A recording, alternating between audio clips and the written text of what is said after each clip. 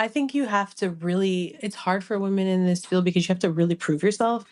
But I feel like it's changing a little bit. I think that in a good way, I think that the sneaker culture is more open to women designing things. That was Sneaker Girls Club founder Lauren Rawles, and this is Epicenter NYC. We connect our communities to news, information, and each other. I'm your host, Amber Castillo. Lauren Rawles' journey began in a high school in Bushwick, where she worked as a director of operations. There, she noticed a group of girls into sneakers and decided to create a club just for them.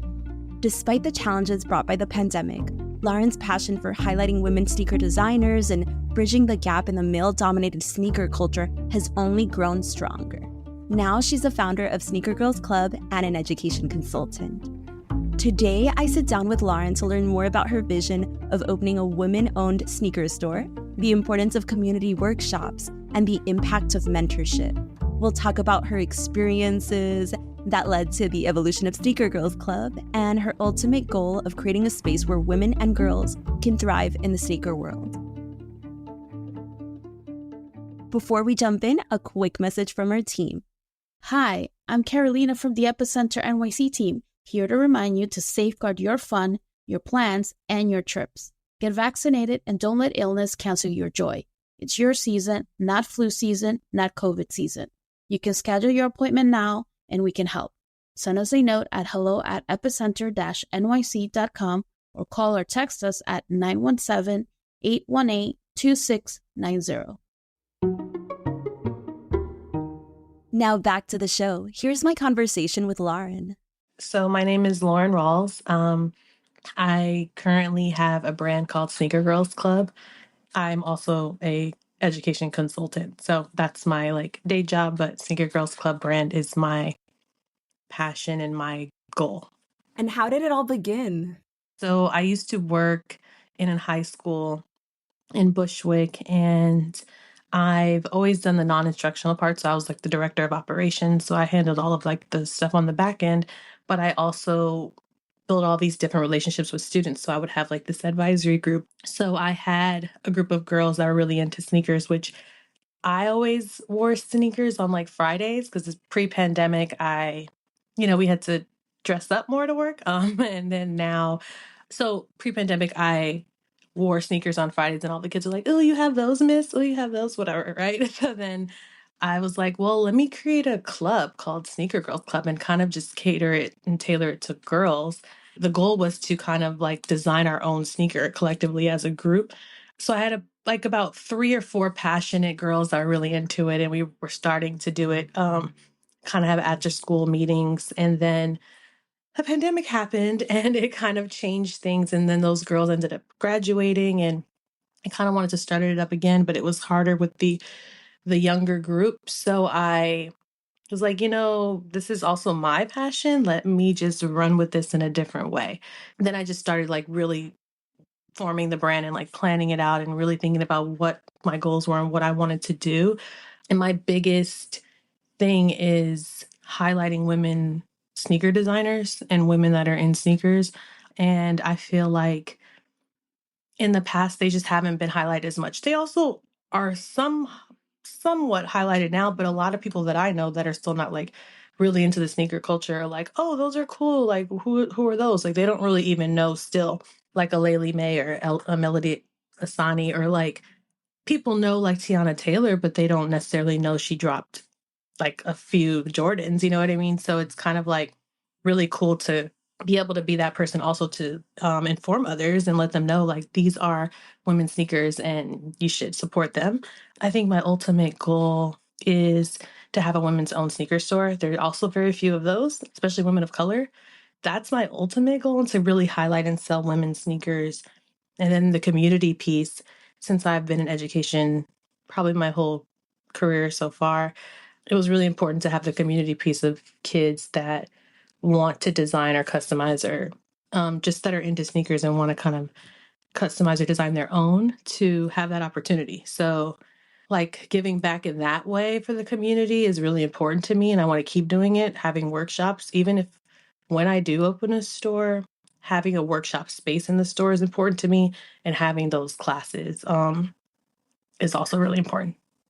And would you say there was a big, like within your advisory itself, there was a big sneaker culture? I think so. And I actually think there were a couple girls in that group that were probably way more into their style and their shoes more than the boys in that group. And some of these girls in your advisory group, like what were some of the sneakers or girls and boys, what were some of these sneakers that were like Yeah. the most popular that you knew Yeah. they were part of it? It's actually funny because so Jordans were the most popular when I was in high school, and I Same. think that these kids, the majority of shoes that they wore were Jordans. I think that during this time, Yeezys were popular, so Kanye sneaker was really popular, and they were actually more expensive. So Kanye sneaker was probably like $300 just for regular sale price, not even resale price. So kids wore those a lot. I think now there's so many brands that are popular. Like New Balance is really popular. Puma is becoming popular again. Nike's still popular I think still at the top, but Adidas is still like there's so many more shoes and variety now, which I think is really cool. And more designers dropping at different late brands and have collabs, which I think is really cool. But I think during that time it was Jordan and Adidas Yeezy specifically. And this was during the pandemic or This was like 2019. 2019, right before? Yeah, and we were designing a Jordan. Like we were trying to figure out how to design a specific Jordan 11 in my sneaker girls club. Were you always into sneakers in this way? Like when did you first start getting really into this?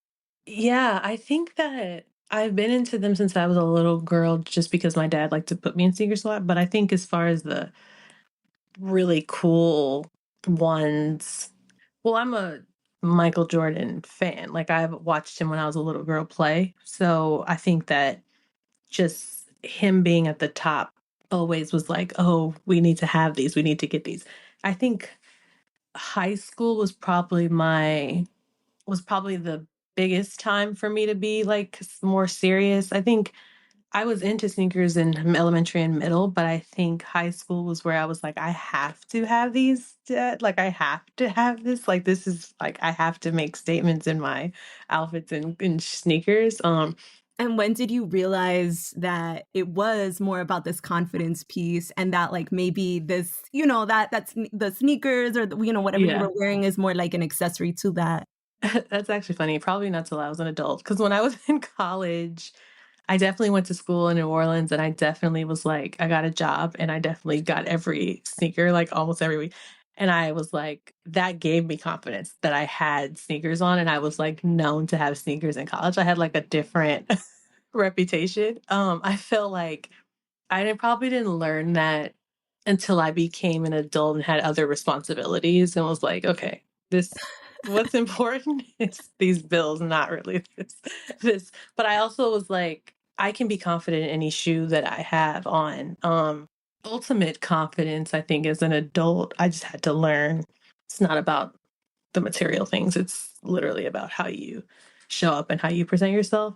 And I think that's why the workshops are really important to me because the kids aren't focused about what they saw with the latest drop or something. They're just really designing it of whatever's inspiring them, whatever means something to them. And they're like really making something that's important and special to them. And I think that's important to me now. So I think that's what I'm kind of trying to instill in others. Yeah. And then so when you were first starting the Sneaker Girls Club, were people into it like right away? Like what were challenges that came up, if any? Yeah, I think that sometimes it does take a lot to get a kid back on track to like what we're focusing on if we do get off topic. But I think that I was like really pushing about what should be our inspiration collectively as a group. So it was kind of like, what is yours? What is yours? What is mine? And like, let's try to figure out how to put this together on this shoe. Or kind of, I also had them doing some research, meaning like I gave them a few female sneaker designers to kind of really look up and like think about and see what their inspiration was and why that was important for them. And I think that's a piece that I want to add to my workshops if they have longer time, or I kind of wanted to have a workshop series where I kind of started with the history of the sneakers with women And then went on the customization kind of being the last piece. I think with the libraries, my time is limited, so it's just customization. But I think ultimately, I kind of want like a series of workshops to kind of explain more of that and really get to the reason. But that has to be probably for more girls that are more invested in it versus just kind of customizing a shoe. But those girls, I wanted them to understand and I wanted them to think about their inspiration because that was important to the shoe design that we were going to do as a group.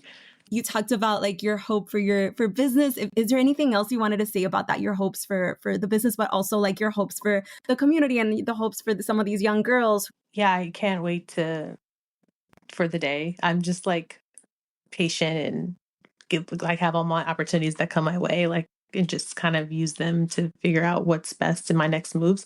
I think that having a store and having a workshop space is really important to me. I think I would love to have something where girls would sign up to be a part of like a 3 or 4 part workshop series, and where they come like after school and learn things for like an hour or something before actually customizing.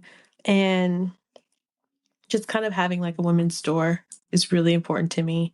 There's so few, and there's really not even a lot in the US. There's probably 2 in London alone, and then like 3 in the US or something like that, which I think is crazy. And I think that I just want to be a different inspiration to different people and to girls and women specifically. And I think that if they really are into sneakers, even if they don't want to design, if they just are a consumer, that they at least can know about women design sneakers and what's cool, and a space and a store that they can go to that they feel like is really exclusive for them. Yeah, and at the workshop where I met you at the library, there it was mostly Black and Latina Mhm. young, girls and women Mhm. participating. Would you say that's your usual demographic or like a community that you have worked with since the very beginning of Yeah, I definitely think so. I think I will always cater to that community more. I'm open, obviously, to every woman and girl, of every race, but I think that it's important to me for Black and Latina girls and women to have these opportunities because we don't have them as much. But obviously, every girl. But I think that they're probably my more focused group. And then lastly, you talked about this being such a male-dominated field. Can you speak about like maybe what do you think some of the challenges are to getting there? Like why do you think? I think you have to really, it's hard for women in this field because you have to really prove yourself. I'm not always into proving myself anymore. I am just more of like, this is what I know, this is what I'm doing. You can like it or you don't have to like it. I think a lot of the women designers, I feel like they had to prove themselves to get to where they are now, which is they're in very good positions. But I feel like it's changing a little bit. I think that in a good way. I think that the sneaker culture is more open to women designing things. And there's a lot of women, like, just even in Nike, that are designers in the background that people don't even know about, that have been designing shoes for years. But we don't know because they come out in their men's shoe, or we even have males designing women's sneakers, which I also think is a little problematic sometimes. I think that it's shifting a little bit. And I think that it's going to be hard just because I'm not a big name, and that's not necessarily my goal. But I think that once you understand more and know that it is all inclusive, I know it's Sneaker Girls Club in the name, but so is Billionaire Boys Club and different like boys clubs. Like girls wear those things all the time. Like it's fine. I think if it's a sneaker store and it has sneakers that men want, they're gonna come to it. It's fine to me that it just may just cater to women in the beginning because that's kind of what I want. And then how should people reach out to you or like, are you open to collaborating with other Yeah. organizations? And yeah, how should people Yes. reach out to you? Definitely open. My Instagram is a really good way at Sneaker Girls Club, but my email is also info@sneakergirlsclub.com. You can find Sneaker Girls Club on Instagram at Sneaker Girls Club or by email at info@sneakergirlsclub.com. If you know of a local business that you think Epicenter should feature, let us know. Drop us a note at hello@epicenter-nyc.com. That's all for today. Thanks for listening, and thanks for supporting us as we do our best to support our community. We couldn't do it without you. For more stories like this, make sure to subscribe to our newsletter at epicenter-nyc.com. Our intro music is All the Pretty Horses by Caravika.